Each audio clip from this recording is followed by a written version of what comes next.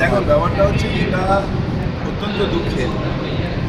আর্জি করে আমার যে মেয়ের উপরে অত্যাচার হয়েছে, এটার প্রতিবাদ আমাদের সবার মনের মধ্যে আছে। এটা নিয়ে কোনো দ্বিমত নেই যে দোষীর শাস্তি চাই, সবাই আমরা বলছি। কিন্তু পলিটিক্যালাইজ করে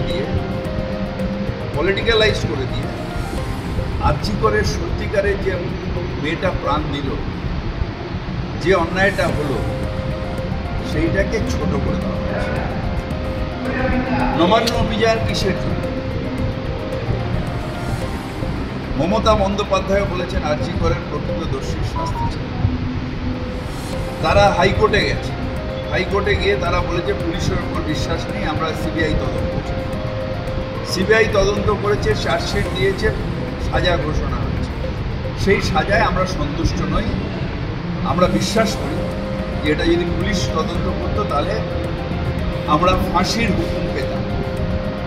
কিন্তু রাজনৈতিক কারণে তারা, যারা সব ব্যাপারে রাজনীতি করার জন্য হাইকোর্টকে ব্যবহার করেন, তারা কোর্টে গেছে, সিবিআই হয়েছে, আমাদের কোনো বক্তব্য নেই কোর্টের রায়ের বিরুদ্ধে।